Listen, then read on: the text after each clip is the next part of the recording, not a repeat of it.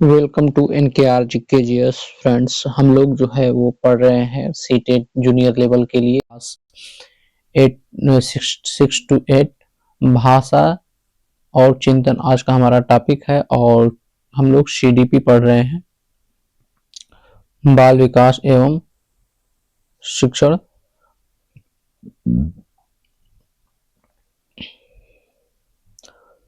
प्रश्न 186 number question है कि आप एक शिक्षक हैं और जो अपने छात्रों को आलोचनात्मक और रचनात्मक रूप से सोचने के लिए प्रोत्साहित करना चाहते हैं।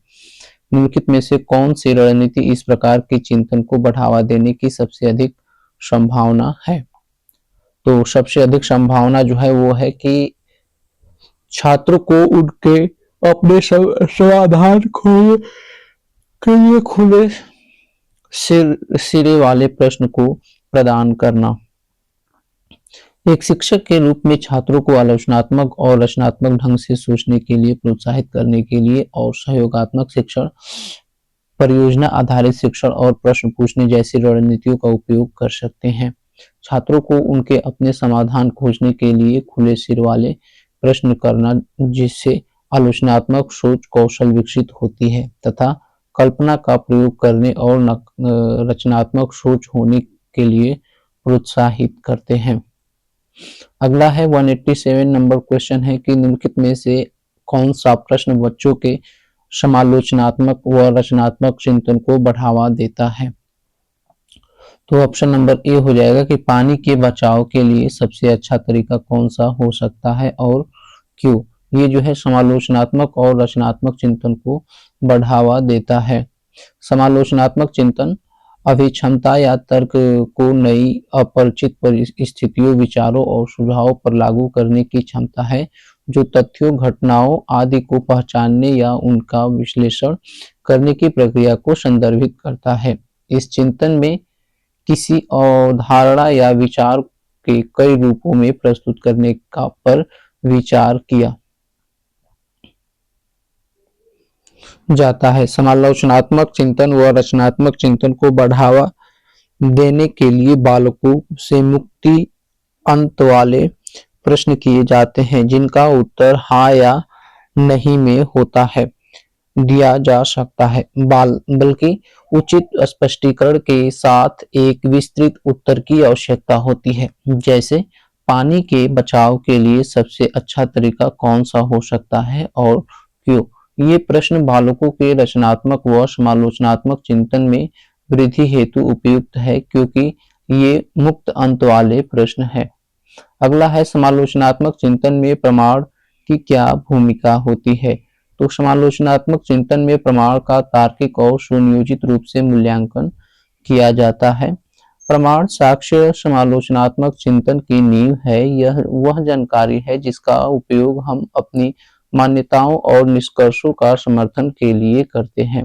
अतः समालोचनात्मक चिंतन में प्रमाण का तार्किक और सुनियोजित रूप से मूल्यांकन किया जाना चाहिए। भाषा व सोच एक दूसरे से स्वतंत्र, सामाजिक सांस्कृतिक संदर्भ से स्वतंत्र होता है, एक दूसरे से परस्पर जुड़ा है, क्योंकि दोनों एक दूसरे को असंख्य रूप से प्रभावित करते हैं। और डी है कि केवल आनुवंशिकता से प्रभावित होता है, न कि पर्यावरणीय कारकों से। तो हमारा ऑप्शन नंबर सी सही होगा कि एक भाषा व सोच विकास जो है वो एक दूसरे से परस्पर जुड़ा है, क्योंकि दोनों एक दूसरे को असंख्य रूप से प्रभावित करते हैं। अगला है छात्रों में अपनी सोच को वैचारिक परिवर्तन करने में सक्षम बनाने के लिए एक शिक्षक को छात्रों के साथ चर्चा करना और उदाहरण और गैर उदाहरण पेश करने चाहिए। नेक्स्ट क्वेश्चन है 191 नंबर क्वेश्चन है कि निम्नलिखित में से कौन सा प्रश्न महत्व प्रत्यास्मरण को नहीं अप्रति आलोचनात्मक सोच को बढ़ावा देता है?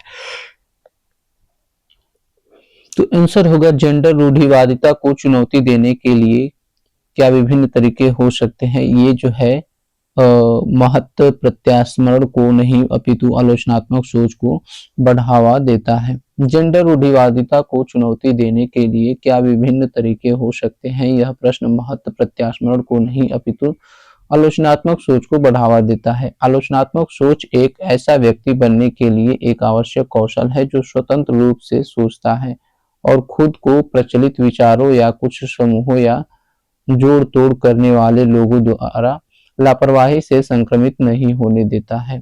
इसके बावजूद यह समाज में एक दुर्लभ क्षमता है जो हमें यह बताने के लिए डिजाइन की गई है कि हमें क्या सोचना है, हमें सोचना नहीं सिखाना है। आलोचनात्मक सोच स्पष्ट और सुसंगत मानदंडों का उपयोग करके हमारे द्वारा उत्पन्न या प्राप्त जानकारी को ठीक या व्यवस्थित सत्यापित और मूल्यांकन करने की क्षमता है। अगला क्वेश्चन है कि एक शिक्षिका विद्यार्थियों में सृजनात्मक को कैसे बढ़ावा दे सकती है?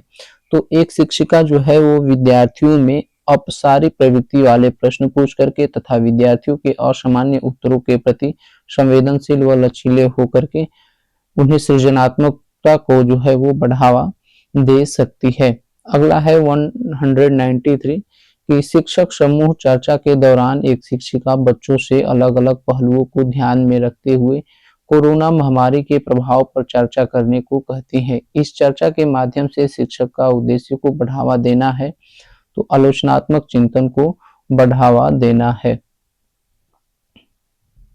अगला है विविध शिक्षार्थियों वाली कक्षा में शिक्षकों को चाहिए कि वे ऐसे पाठ्यक्रम का पालन करें जिसमें वे कक्षा में बच्चों की संस्कृति और भाषा को शामिल करें। निम्नलिखित में से कौन सा प्रश्न समालोचनात्मक चिंतन को बढ़ावा देता है बजाय कि सूचनाओं के मात्र प्रत्यास्मरण को? तो समाज में लोकतांत्रिक आदर्शों को बढ़ावा कैसे दिया जाए? ये जो है समालोचनात्मक चिंतन को बढ़ावा देता है बजाय कि सूचनाओं के मात्र प्रत्यास्मरण को। अगला है सामाजिक रचनात्मक परिप्रेक्ष्य के अनुसार भाषा क्या है? तो सामाजिक रचनात्मक परिप्रेक्ष्य के अनुसार भाषा सामाजिक पारस्परिक क्रियाओं के मौके प्रदान करके अधिगम को सुसाध्य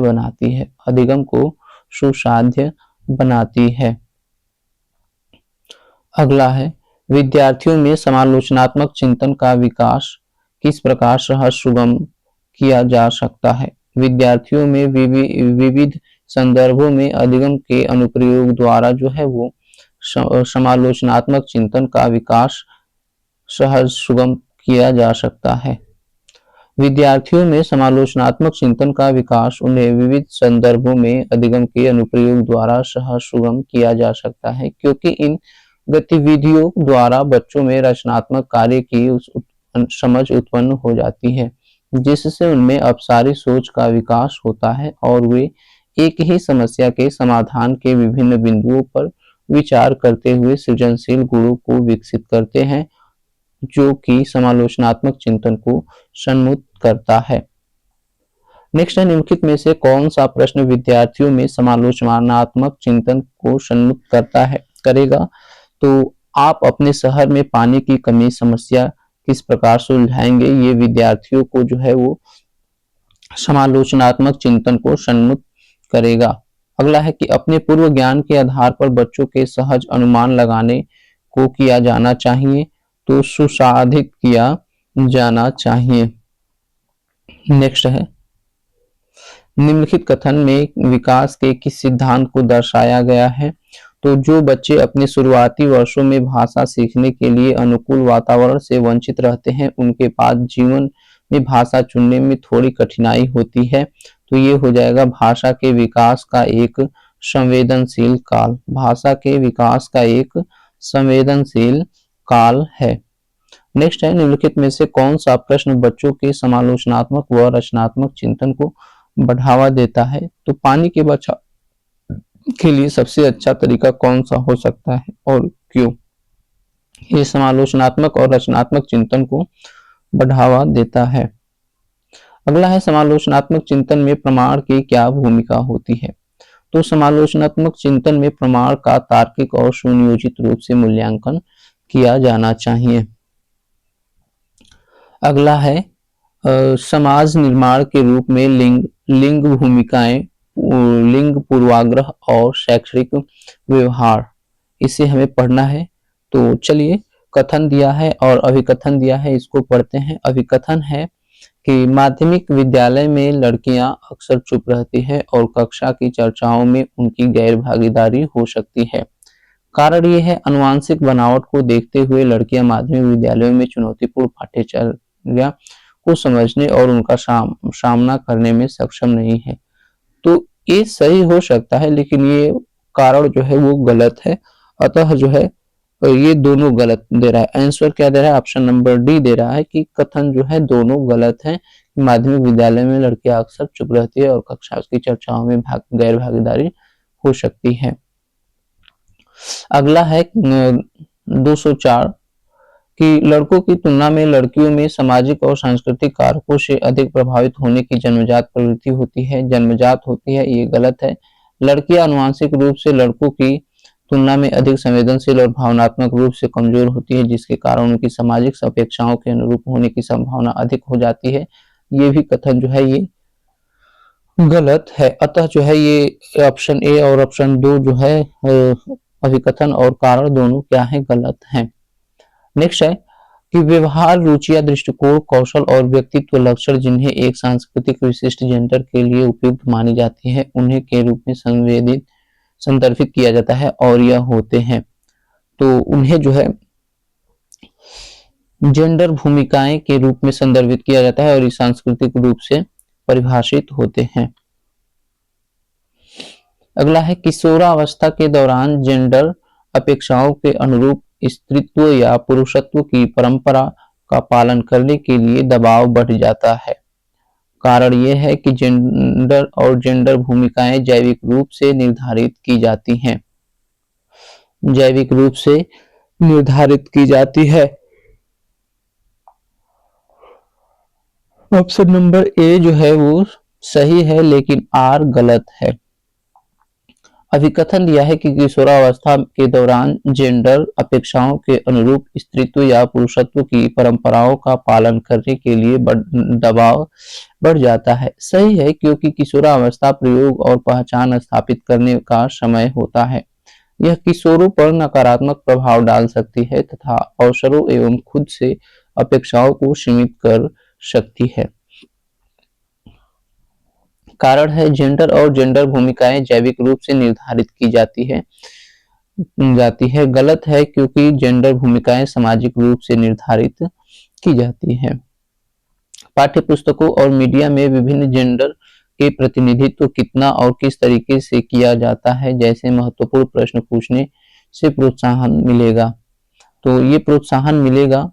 ऑप्शन नंबर हमारा ए सही हो जाएगा कि पाठ्य पुस्तकों और मीडिया में विभिन्न जेंडर का प्रतिनिधित्व कितना और किस तरीके से किया जाता है जैसे महत्वपूर्ण प्रश्न पूछने से लोगों को जेंडर रूढ़ियों पर सवाल उठाने के लिए प्रोत्साहन मिलेगा। जब लोग इन सवालों पर विचार करते हैं तो वे लिंग भूमिकाओं और अपेक्षाओं के बारे में सोचने लगते हैं और वे इन रूढ़ियों को चुनौती देना शुरू करते हैं। जेंडर रूढ़िवादिता लिंग असमानता को बनाए रखती है। अगला अभिकथन है कि शिक्षक को निरंतर अपने स्वयं के रूढ़िवादिता और पूर्वाग्रहों पर चिंतन करना चाहिए। कारण है सांस्कृतिक रूप से उत्तरदायी शिक्षण का अर्थ है कि शिक्षक चिंतनशील हो। तो ये जो है हमारा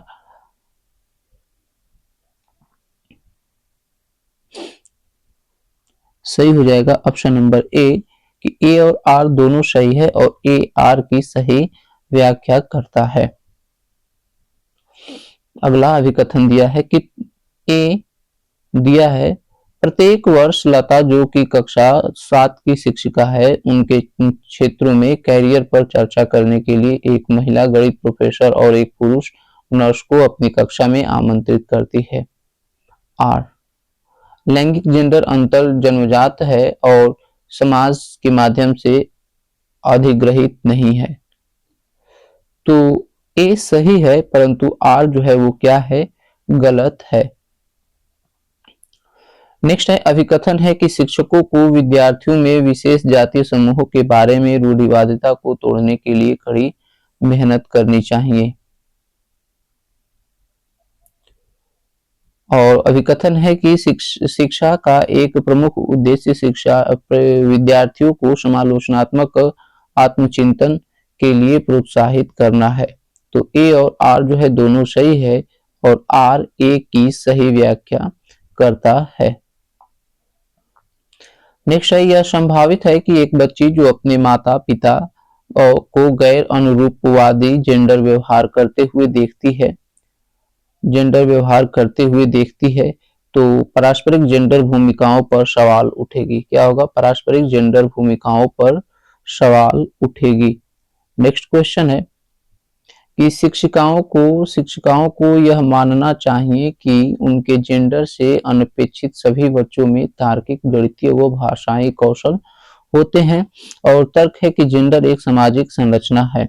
तो ए और आर दोनों सही है और यह सही व्याख्या करता है।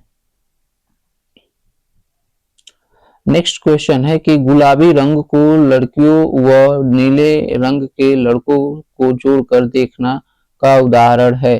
तो उदाहरण है ये जेंडर रूढ़िवादिता को। क्या है? जेंडर रूढ़िवादिता को। गुलाबी रंग को लड़कियों व नीले रंग को लड़कों से जोड़कर देखना जेंडर रूढ़िवादिता का उदाहरण है। समाज के स्तर पर लिंग जेंडर रूढ़िवादिता का बहुत प्रभाव करती है क्योंकि यह लैंगिक आधार पर असमानता पैदा करती है और स्त्री पुरुष में भेदभाव स्थापित करती है। इसके लिए आवश्यक है कि पुरानी पारंपरिक परंपराओं को तोड़ा जाए और लड़के लड़कियां दोनों के लिए एक समान वातावरण दिया जाए।